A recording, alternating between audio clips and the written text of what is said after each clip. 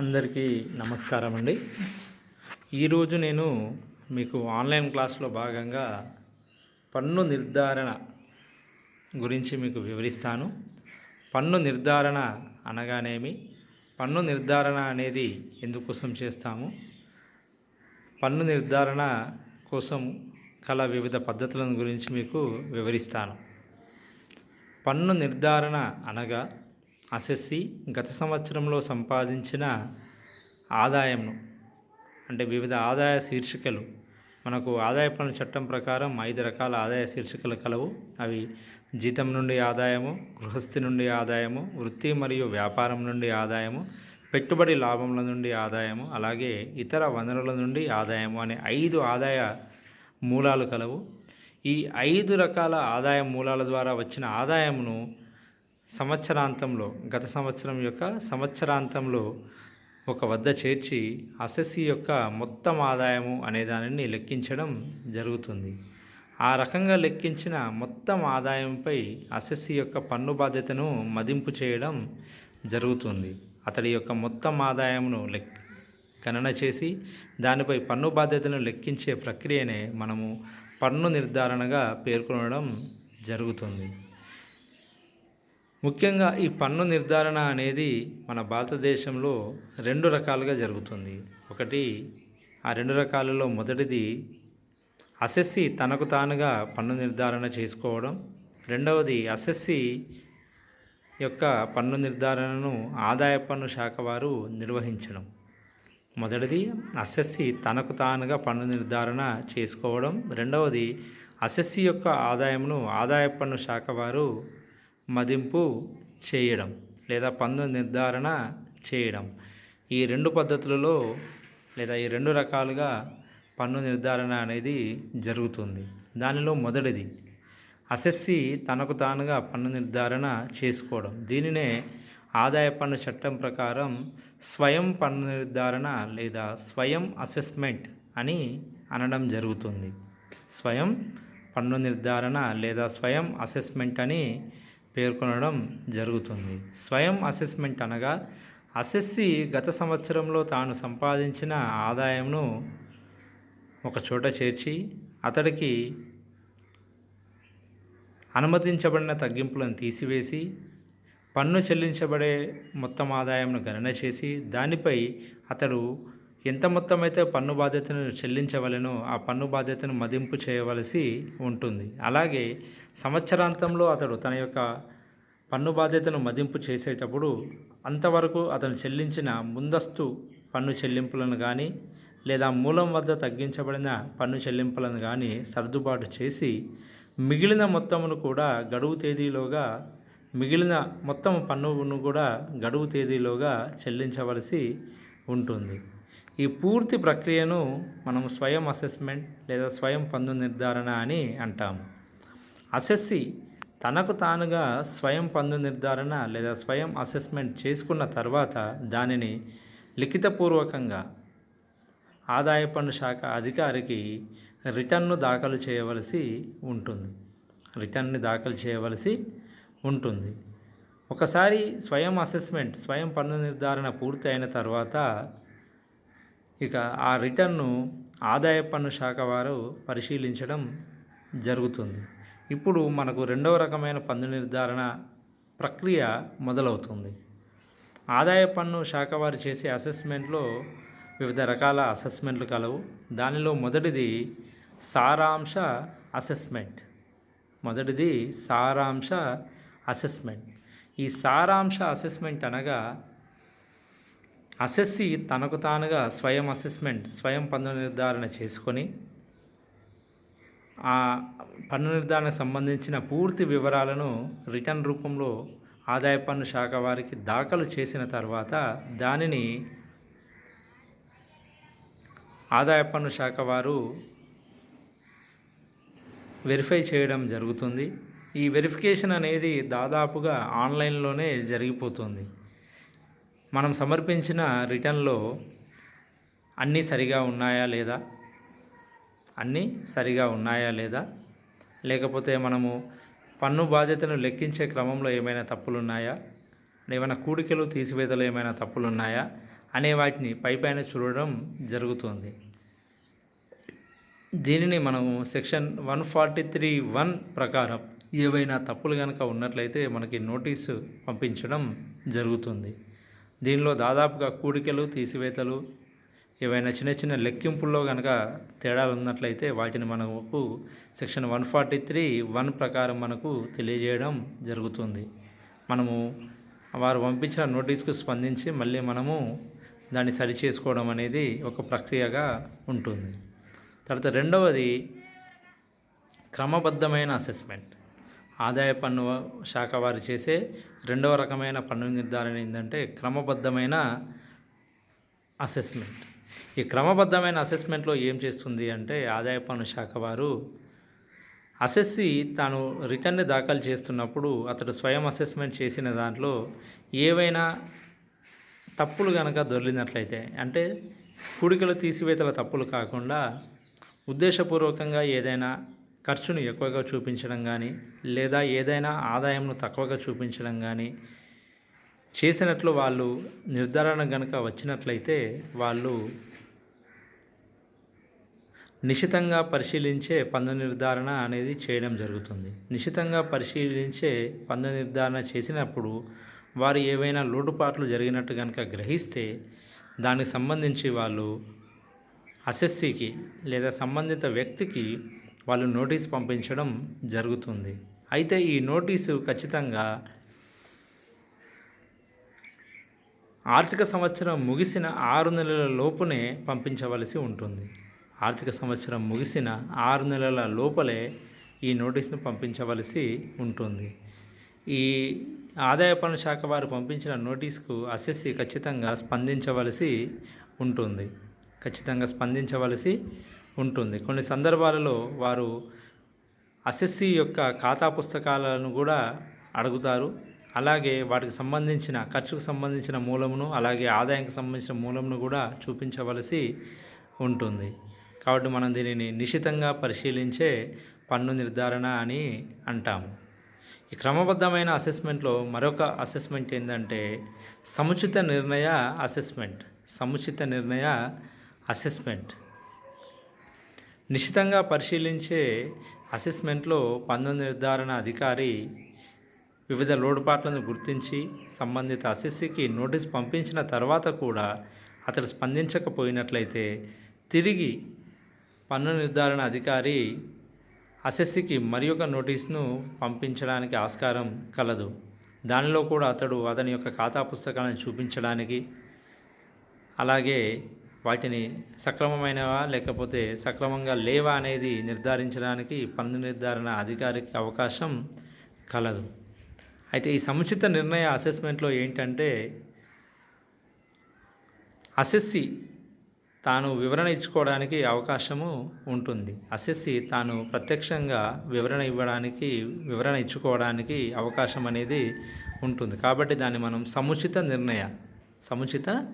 నిర్ణయ అసెస్మెంట్ అని అంటాము. ఈ సముచిత నిర్ణయ అసెస్మెంట్ ప్రకారం అసెస్సీ తనకు ఏదైనా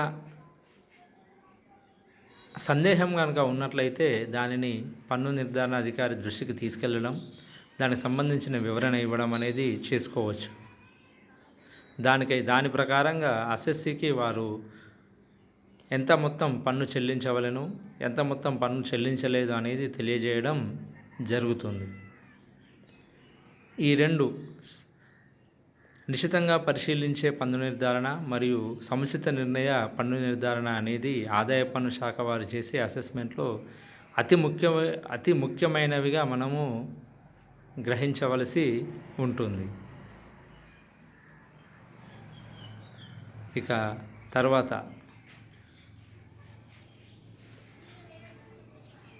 పునః అసెస్మెంట్. ఎప్పుడైనా ఆదాయ పన్ను శాఖ వారు మనం సమర్పించిన రిటర్న్ని చూస్తున్నప్పుడు వారు మనకి ఒక అవకాశం ఇస్తారు.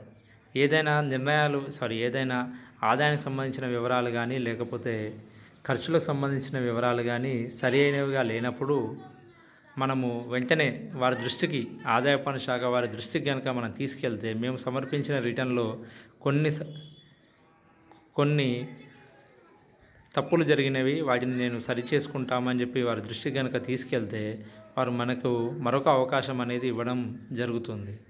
వారిచ్చిన అవకాశం ప్రకారం మనము తిరిగి పునః అసెస్మెంట్, అంటే వారు సూచించిన సూచనలకు అనుగుణంగా మనము మళ్ళీ తిరిగి అసెస్మెంట్ అనేది చేయడం జరుగుతుంది. దానికి అనుగుణంగా మనం మళ్ళీ రిటర్న్ కూడా దాఖలు చేయవలసి ఉంటుంది. ఇక చివరిగా tax escaping assessment. Tax escaping assessment అంటే పన్నును ఎగ్గొట్టే ఉద్దేశంతో చేసే అసెస్మెంట్. అసెస్సీ గనక ఉద్దేశపూర్వకంగా గనక అతడు అసెస్మెంట్, పన్ను నిర్ధారణ గనక చేసి ఆదాయ పన్ను శాఖ వారికి సమర్పించినప్పుడు, వారు గనక ఖాతా పుస్తకాలను కానీ లేదా వాటిని పరిశీలన చేసినప్పుడు అతడి ఉద్దేశం ఖచ్చితంగా వాటిని పన్ను బాధ్యత నుంచి తప్పించుకోవడం కోసం లేదా పన్నును ఎగవేసే ఉద్దేశంతోనే కనుక అతడు అసెస్మెంట్ అనేది చేసినట్టుగా కనుక భావిస్తే, దానికి అనుగుణంగా అసెస్సీపై చట్ట ప్రకారం చర్యలు తీసుకోవడానికి కూడా ఆదాయ పన్ను శాఖ వారికి అధికారము కలదు. పైన చెప్పిన విధంగా ఒక వ్యక్తి యొక్క లేదా అసెస్సీ యొక్క పన్ను నిర్ధారణ అనేది చేయడం జరుగుతుంది. అసెస్సీ తనకు తానుగా పన్ను నిర్ధారణ కనుక చేసుకున్నట్లయితే దాన్ని స్వయం అసెస్మెంట్ అని, అలాగే ఆదాయ పన్ను శాఖ వారు గనక అసెస్సీ యొక్క ఖాతా పుస్తకాలను గనక లేదా అతని యొక్క ఖాతాలకు సంబంధించిన సమగ్ర వివరాలను గనక నిశితంగా పరిశీలించినట్లయితే దానిని నిశితంగా పరిశీలించు అసెస్మెంట్ అని, అసెస్సీకి అతని ఖాతా పుస్తకాల్లో దొరికిన తప్పులకు కానీ లేదా లోటుపాట్లను కనుక వివరణ ఇచ్చుకోవడానికి కనుక అవకాశం ఇచ్చినట్లయితే దానిని బెస్ట్ సముచిత నిర్ణయ అసెస్మెంట్ అని, ఆదాయ పన్ను శాఖ వారు సూచించిన సూచనలకు అనుగుణంగా తిరిగి అసెస్మెంట్ కనుక చేసినట్లయితే దానిని పునః అసెస్మెంట్ అని, అసెస్సీ ఉద్దేశపూర్వకంగా పన్నును ఎగవేసే ఉద్దేశంతో కనుక పన్ను నిర్ధారణ చేసినట్లయితే దానిని ఆదాయ పన్ను శాఖ వారు కనుక సరిచేసినట్లయితే దానిని పన్ను బాధ్యత నుంచి పన్నును ఎగవేసే ఉద్దేశంతో చేసిన అసెస్మెంట్గా మనము వర్గీకరణ చేయవచ్చును.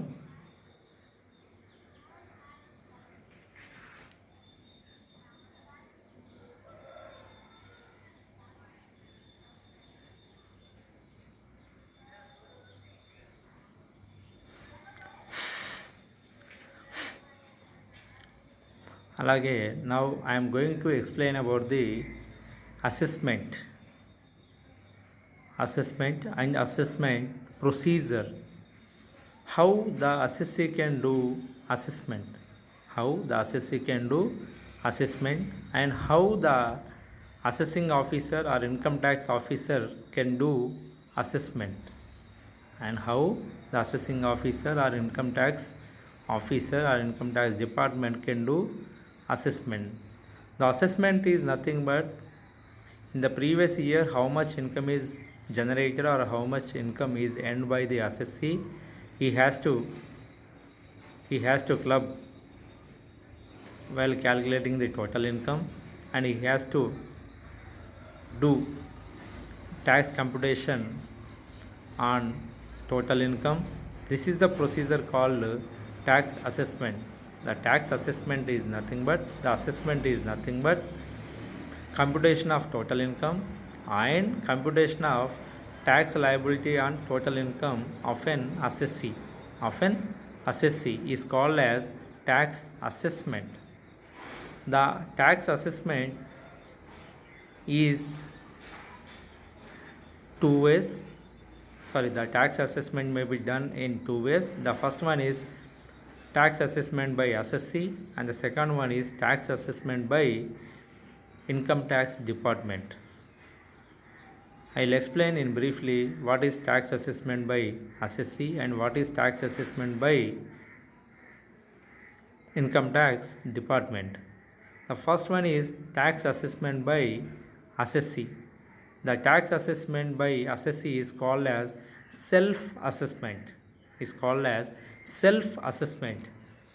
Self assessment is nothing but the assessee himself or herself assess the total income and calculate the tax liability on total income by following all the procedures which were explained by or which were notified by the income tax department as per Income Tax Act 1961. After computation of total income, the assessee has to calculate the tax liability.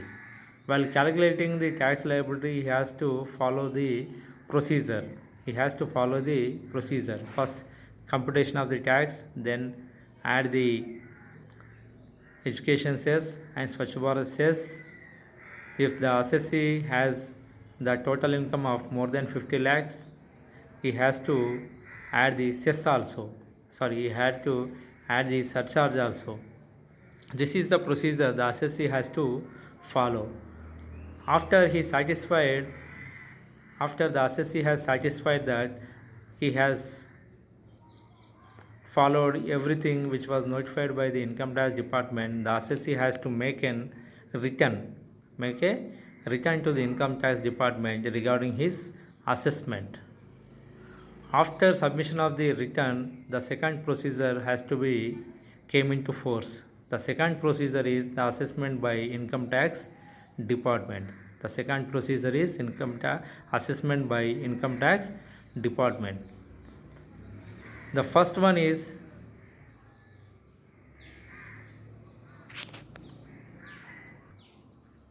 summary assessment. The summary assessment is nothing but after submission of the return by assessee, the careful examination of the income tax department, is there any omissions or is there any additions were made by the assessee regarding the calculation, and the calculation and procedure is whether he is followed or not. Everything those people have observed. Most of the times the summary assessment may be done through online mode only. The system itself rectify, is there any error has been occurred or is there any error has done by the assessee, the system automatically rectify the error. The same has to be sent to the assessee through a notice as per section 143 subsection 1. Same has to be sent through the assessee through notice as per section 143 subsection 1. After summary assessment, the second assessment is regular assessment. In this regular assessment, the income tax department officials verify the assessment, self-assessment of the assessee, and whatever the return was submitted by the assessee, those people verify very carefully. The regular assessment may be done in two ways. The first one is scrutiny assessment. Under this scrutiny assessment, the assessing officer or the income tax officer has found anything wrong in that particular return which was submitted by the assessee. That means sometimes the assessee may show less income. Actually, he has earned more income, but he shown in the books of accounts very less income. Not in the books of accounts. In that particular filing, he shown only less income and he showed more expenditure, actual incurred expenditure compared to actual incurred expenditure. Sometimes by intentionally he not shown some incomes. In that situation, the income tax officer, assessing officer verify the return very clearly or very thoroughly, and they can ask the assessee to produce the books of accounts accounts. The same thing is asked by the assessing officer or income tax officer by sending a notice to the assessee. The notice may be sent to the assessee within a period of 6 months from the completion of the accounting period. The notice may be sent to the assessee within a period of 6 months from the end of the accounting period. The next one is best judgment assessment. The best judgment assessment is nothing but here also after scrutiny assessment in the best judgment assessment, the assessing officer, the income tax officer has make a call to the assessee to give an explanation regarding the books of accounts. At that time, the assessee has a chance to clarify the doubts which were raised by the assessing officer or income tax officer. At that time, he can show the proper records also. At that time, the assessee can show the proper records also. Based on that, the assessing officer can assess the total income of an assessee and tax liability of the assessee. According to the new assessment, the assessee has to pay the income tax. These are the two assessments, very important, and these are the very crucial assessments made by the income tax department. And the next one is fresh assessment. After taking the suggestions and after considering the suggestions which were provided by the income tax department, the assessee has to make a fresh assessment. And fresh filing also. And the last one is income escaping assessment. The income escaping assessment is nothing but the assessee intentionally showing fraud records or presenting fraud records to the income tax department. After careful examination of the income tax department, they found that the assessee has made fraudulent activities or by intentionally he has making mistake to avoid the or to escape from the income tax. In that situation, this particular assessment is to be treated as income escaping assessment. This particular assessment is to be called as income escaping assessment. This is the procedure followed by the income tax department. The assessment procedure may be in two ways. The first one is assessment by assessee and the assessment by income tax department. The assessment by assessee is to be called as self-assessment. And the second one is assessment by income tax department is assessed in some ways. The first one is summary assessment, then scrutiny assessment, regular assessment.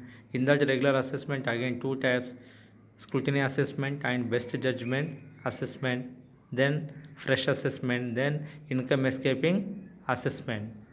The main intention of the assessment is to guide the assessee to do the proper calculations and guide the assessee to do proper evaluation and proper assessment of the income tax or tax liability of that particular activity. Thank you.